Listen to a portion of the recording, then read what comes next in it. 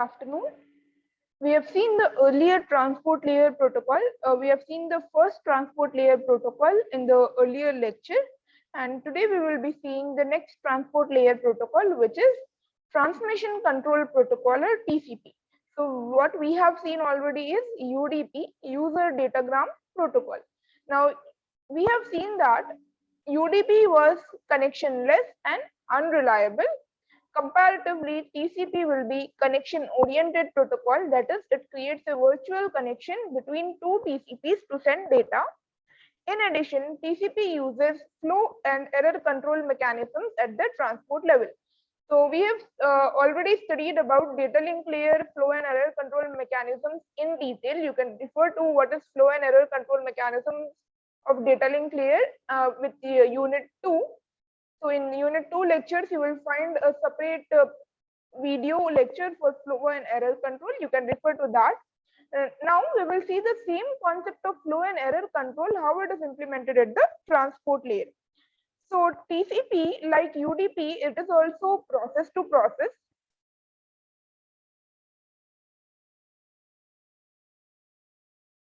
That is program to program protocol, and it also uses port numbers.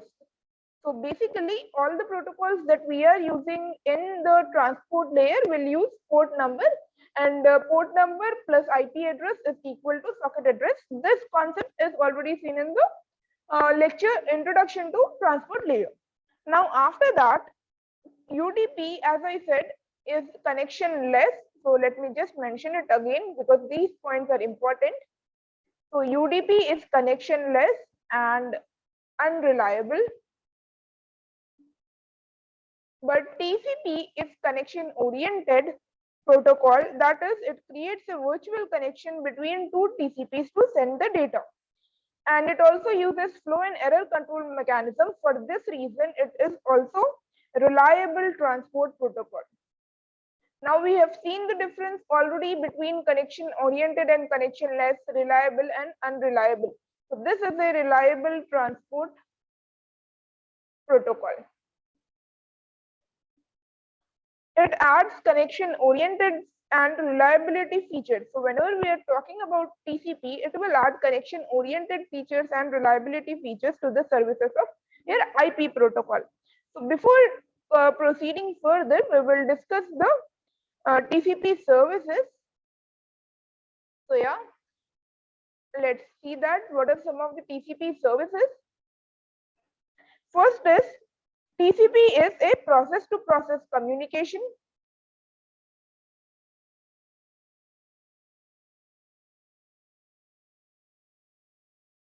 So like UDP, TCP also provides process to process communication. How does it do? It uses the concept of port numbers.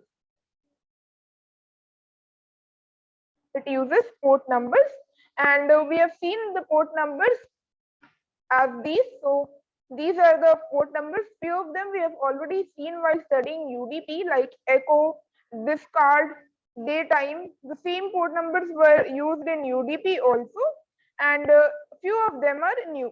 So suppose we have seen this FTP data, which is used with respect to TCP only, file transfer protocol.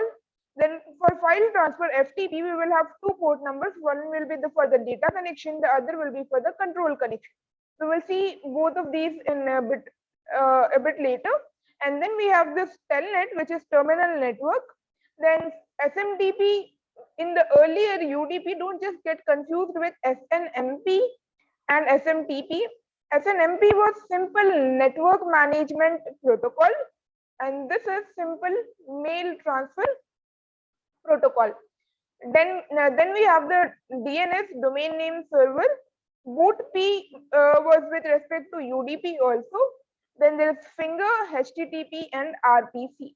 HTTP is the hypertext transfer protocol which we use in web services. It uses the port number 80.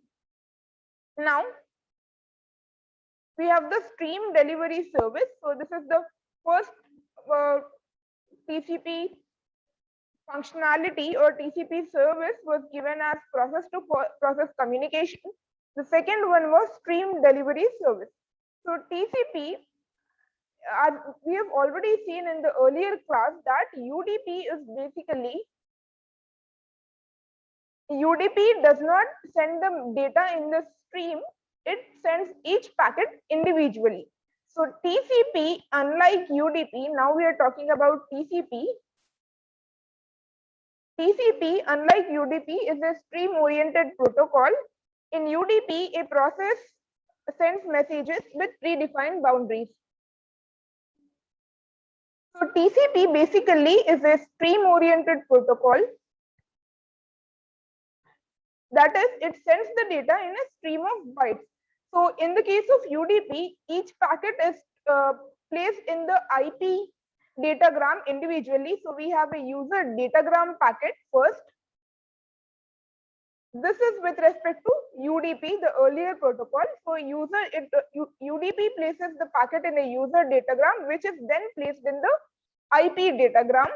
Now, when it is being transferred from a source or the sender A to the destination B, then what will happen is basically each packet, it will take its own route while it is traveling. This is in the case of user datagram. But what will happen with TCP? Here we will establish a connection. So connection is established. Then we will check the connection, or a hello packet is sent. Then once the connection is established, the data will be sent in a stream of bytes. So TCP allows the sending process to deliver data. So this, if suppose this is your sending process or it is the sender, then it will allow to deliver the data as a stream of bytes, and the receiving process will also receive the data as a stream of bytes. So this is very useful when you are sending video messages, audio messages, etc. So in that case, what will happen is, if suppose if you're sending a video or if you're buffering video on your computer or on your mobile phone, then in that case, what will happen is you need to keep on streaming the video, or the same applies in the case of audio. So what will happen is it will be better if you use TCP. If you are using UDP, the thing is it will send some amount of video, then you will have to wait until another UDP or the user datagram packets reach. So that is the disadvantage with UDP, that is, it is connection less and unreliable. But with respect to TCP, this is connection oriented and it is reliable transport layer protocol. That is, this transport layer protocol is connection, it establishes a connection. That is the reason we are calling it connection oriented. And here in the case of UDP, that is unreliability, is there is no flow and error control mechanism. The packets may be lost or they may arrive out of order. That is, there will be no sequence. If you are sending, suppose, a video through UDP protocol, you may get the part 2 of video first and then the part 1 later. But here in this case, what will happen is basically the part 1 of video will arrive, then part 2, it will keep on streaming the data until the receiving process receives the data in its entirety. So this actually is an imaginary environment. So this is not how it will happen in the case of, you won't have a tunnel-like structure. So this is just an imaginary environment that is being depicted here. Now, apart from that, the third service of TCP is sending and receiving buffers. So because the sending and receiving processes may not write or read, so suppose this is the sending process and it has a high speed, and the receiving process, which is receiving the data, may have a lower speed. Now the speeds of these two processes may not match. So for that reason, we need a buffer. So what will the buffer do is basically it will store the data. Suppose if the sending process is sending the data at a high speed and the receiving process is not processing the data at the same speed, then it will keep on storing the data in the buffer. So there are two buffers, if you notice here, the sending buffer and the receiving buffer. So the sending buffer is for if you are sending the data from here. So the sending process, what it will do, it will keep on writing the data to this buffer. And here, if you are noticing this color pink over here is showing that this is the next byte to send. The already sent bytes are depicted over here, and whatever next byte to be written is being marked with this arrow. So once the data is being sent, so this part is not sent data. So once it has sent this byte, then it will move this part, and here we will send the next data. So this will keep on continuing. So once the sent data, it has received the acknowledgement, the buffer on the sending side will discard the sent packet. Okay, so this process actually in its entirety uses the flow and error control mechanism. So as you know, this is flow control. We are controlling the flow by making sure that the receiving process does not overflow, right? So this is the flow control mechanism, and we have already seen the flow control mechanism, which is sliding window, stop and wait.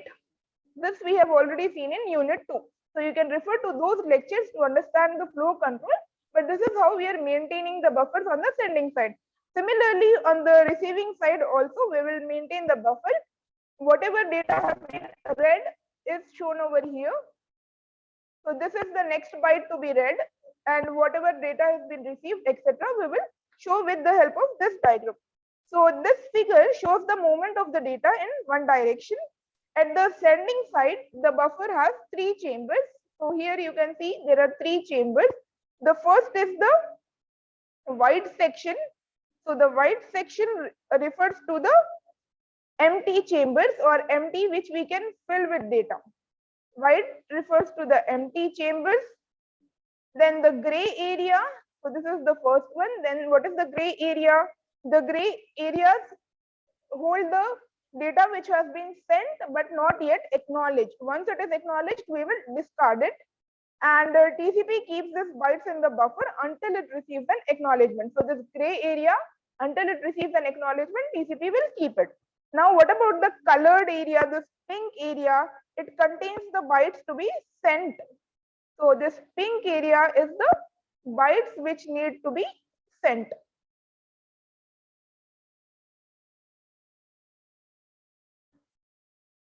So TCP may be able to send only part of this colored section.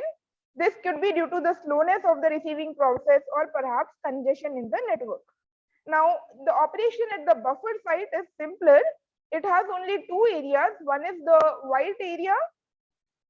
It is basically the empty chambers. So this white area is empty. It needs to be filled by the receiving, by the sending side, and the colored section is the bytes that can be read by the receiving process. So whenever a byte is read by the receiving process, the chamber is recycled and added to the pool of empty chambers. So once the byte is read, it will send an acknowledgement, and this pink area will move back to the white area. So this is the third service, which is sending and receiving buffers. Now we have the TCP segments. So although buffering handles the difference between the speed of the producing and consuming process, that is the sender and the receiver, we need one more step before we can send the data. So the IP layer is a service provider for TCP. It needs to send data in packets. So we know that once the data is being sent from the passed from the transport layer to the network layer, it is converted into packets and not in a stream of bytes. So at that case, what will happen is at the transport layer, TCP groups a number of bytes. So some number of bytes is converted into packets, and these number of bytes which are converted into packets are known as segments. TCP adds a header to each segment and delivers the segment. So segment plus the TCP header is sent to the IP layer, where it is known as a packet. So the segments are encapsulated in IP datagram and transmitted. This entire operation is transparent to the receiving process. So basically, if suppose the segments may be received out of order, lost, or corrupted and resent, all these are handled by TCP with the receiving process unaware of these activities. So this is the next service, which is TCP segments. Now after that, here we have the next service which is a full duplex communication. So TCP offers full duplex service. Now if you remember the transmission modes which we have from unit 1, which is simplex, half duplex and full duplex. So full duplex is basically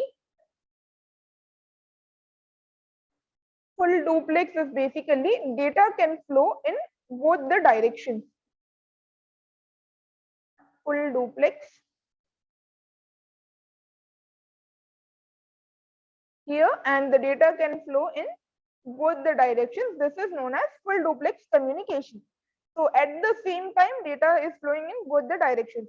So each TCP then has a sending buffer and receiving buffer, and segments move in both the directions.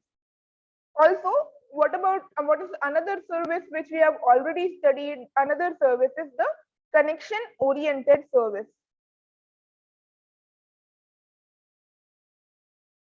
Connection oriented service. So in the case of connection oriented service, basically we are talking about that it is a connection oriented protocol. So what are the three things that occur when you are talking about connection oriented? So first is connection is established. Then the next is data is exchanged in both directions. Data exchanged in both directions. Then third is connection terminated.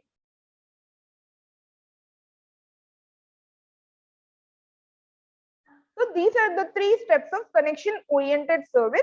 So this will occur whenever we need to send a packet through TCP, that is transmission control protocol. So this three steps that are happening will not be, as I said, it is not a physical connection, it is a virtual connection. So first TCP is encapsulated in IP, which I have already shown in the previous slide, and it can be sent out of order or lost or corrupted and then resent. Each may use a different path to reach the destination. There is no physical connection. But what will happen? TCP creates a stream-oriented environment in which it accepts the responsibility of delivering the bytes in order. So although the packets may travel in different paths, but what will happen is TCP, because it is a stream-oriented environment, it is saying that I will deliver the packets in sequence. So the situation is similar to creating a bridge that travels through multiple islands and passing all the bytes from one island to another in a single connection. Now, lastly, the last service is the reliable service. So it is a reliable transport protocol, that is, it uses acknowledgement mechanism to check the safe and sound arrival of data.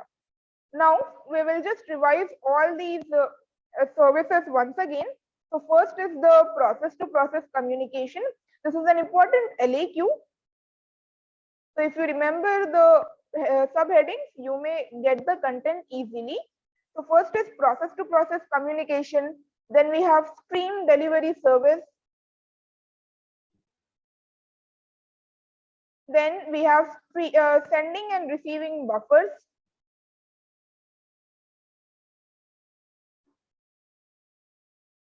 After that, we have segments,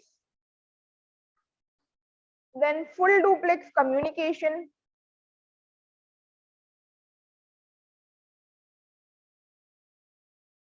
then finally the last two, which we have been already studying, which is connection oriented and reliable service. So these are the features of these are the services of TCP. Now we have the next thing. So the bytes of data being transferred in each connection are numbered by TCP, and the numbering starts with a randomly generated number. So this is actually a TCP feature. What is that? It provides the numbering system. So although the TCP software keeps track of the segments being transmitted or received, there is no field for a segment number value in the segment header. Instead, there are two fields. One is the sequence number and the other is the acknowledgement number. These two fields refer to the byte number and not the segment number. So what is a byte number? TCP numbers all data bytes that are transmitted in a connection. Numbering is independent in each direction. So whenever TCP receives bytes of data from a process, it stores them in the sending buffers and numbers them. So TCP generates a random number from 0 to 2 power 32 minus 1 for the number of the first byte. For example, if that random number we are talking about happens to be 1057 and there are total 6000 bytes of data, then the last number, the bytes are numbered from 1057 to 7056, and this byte numbering is used in both flow and error control. So that is what we are talking. The bytes of data being transferred in each connection are numbered by TCP, and the numbering starts with a randomly. So this 1057 is not some number we have generated by using a formula. It is some random number, and from that we are using because we are sending 6000 bytes of data, we will number it till 7056. Now the next thing is the sequence number. So after the bytes have been numbered, TCP assigns a sequence number to each segment that is being sent. The sequence number for each segment is the number of the first byte carried in that segment. So suppose we will see an example. The following shows the sequence number for each segment. The segment 1 is sequence number 10,001, and the range will be from 10,001 to 11,000. So suppose if we are transferring 5,000 bytes of data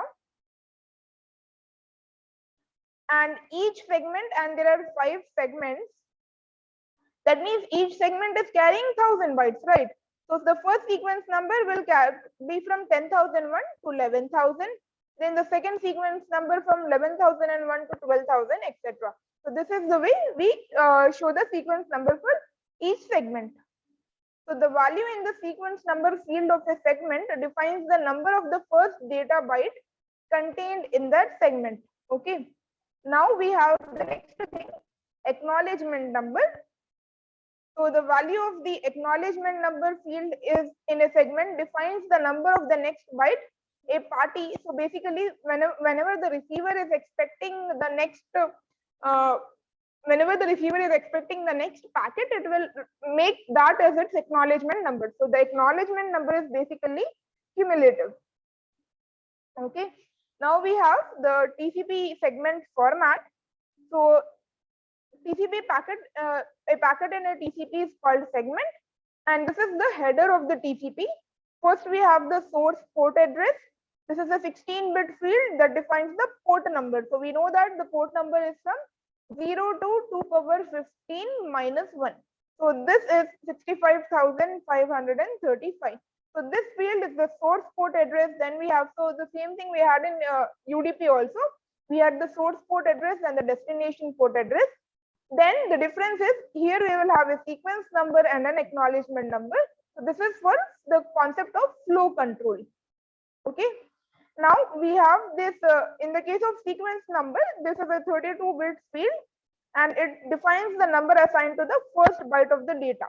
So we know that it is from 0 to 2 power 32 minus 1, and acknowledgement number is also a 32-bit field.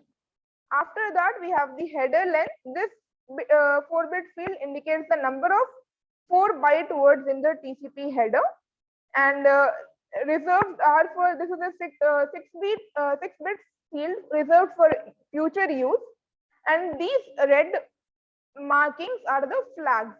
So flags is basically these bits enable flow control, connection establishment, termination, connection abortion, and the mode of data transfer. So this URG is basically the urgent pointer. I'll just mention here. So URG is urgent. Now I'm going in sequence. The next is the acknowledgement field. Then TSH is push the data. RST is reset the connection. SYN is synchronize sequence number. And finally, FIN is terminate the connection. So these are the different operations of different flags which we use. Then the window size is basically the size, the receiving window or the buffer that is being maintained by the receiver. So the sender must obey the window size of the receiver in this case. Then the checksum field is for making sure that checksum was also in UDP, if you remember, it is for error control. So after that, we have the urgent pointer. This is set only if the pass segment which is need to be sent contains urgent data. So it defines the number that must be added to the sequence number to obtain the last number of the urgent byte. Then we have options and padding. This can be for up to 40 bytes of optional information. Okay, so this is with respect to the TCP header. Now we have the control field or your flags. So urgent, if it is urgent pointer is valid, acknowledgement if there is one, then acknowledgement is valid, request for push, then reset the connection, synchronize the sequence number and terminate the connection. So the same is given in this table also. Now after that we will see the connection establishment and a very important topic, three-way handshaking, in the next class.